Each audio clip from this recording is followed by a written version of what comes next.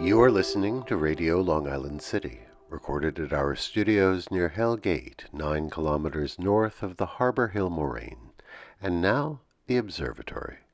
The Observatory, Sunday the 8th of March, 2026. It is 77 days after the winter solstice. It is 12 days before the spring equinox. Today is the 9th day of the American and Israeli war against Iran and Lebanon. The sun rises today at 7:19 a.m. Solar noon takes place today at 1:06 p.m. The sun sets today at 6:55 p.m. Civil twilight ends at 7:22 p.m. and nautical twilight ends at 7:54 p.m. The length of daytime today is 2 minutes 41 seconds longer than yesterday. The moon is in its waning gibbous phase and is 75% full at midday. The moon sets today at 9:22 a.m. and will rise again after midnight. The third quarter will arrive on Wednesday, the 11th of March. These are the predicted tides today for Horn's Hook.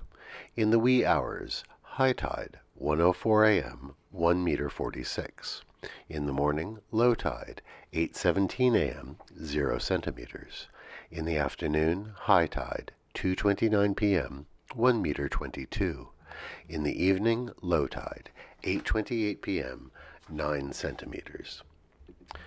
In our shared realm of plants and animals, because the Observatory makes a daily report about the doings of nature, we can look back at last year and report that the onset of spring this year is taking place about 2 weeks later. The extreme cold has really lingered, and so the first crocus flowers have yet to emerge. Likewise, flowering trees are slow to begin making themselves seen, and one suspects the bird and fish migrations are likewise just a little late in getting underway. It makes one think about the many cues the planet gives to plants and animals about when to bud out, when to start the journey north, when the sap will start to flow. Commemorations. On this day in the year 1010, the Persian poet Ferdowsi completed his epic poem, the Shahnameh, or the Book of Kings. In more than 50,000 couplets, he chronicles the story of Iran, from the creation of the world until the Muslim conquest in the 7th century. It forms one of the key works of the Persian literary canon and is appreciated across Central Asia, from Turkey to Afghanistan. And it reflects the central role Persian culture has played across the centuries and across a vast region. On this day in 1971, the FBI's notorious COINTEL program was revealed to the public. A group of 4 members of the Citizens Commission to Investigate the FBI broke into the FBI office in Media, Pennsylvania, and they stole more than 1,000 classified documents. They mailed them anonymously to several American newspapers. The documents revealed the FBI's covert program infiltrating domestic political organizations and their methods of discrediting or disrupting the work of people they considered subversive. Today we remember Josephine Cochran, born this day in 1839. She invented the first practical dishwashing machine and founded a manufacturing company to produce it. She was inspired by a moment of irritation. Her finest dishes kept getting chipped when being hand-washed. But later, after being widowed, she was also motivated to go into business. She received a patent for her device in 1886 and won a contract to provide dishwashing machines to restaurants and pavilions at the World Columbian Exposition in Chicago in 1893.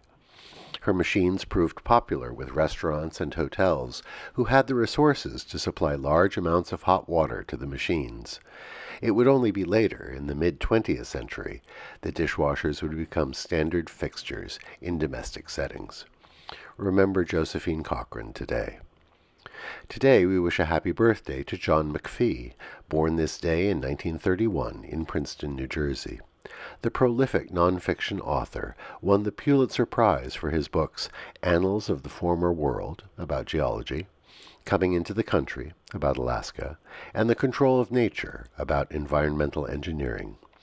But as Long Islanders, we particularly honor him for his 1968 book, The Pine Barrens, and his 2002 book, The Founding Fish, about the shad.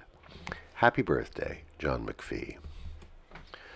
Today is International Women's Day. Consider today the continued work we need to do on such issues as gender equality, equal pay, reproductive rights, and violence and abuse against women. Daylight savings time began in the wee hours last night. You may have noticed the clock times changed on our sunrises and sunsets. Make sure your manual clocks have been set ahead. And that is the Observatory, Sunday the 8th of March, 2026.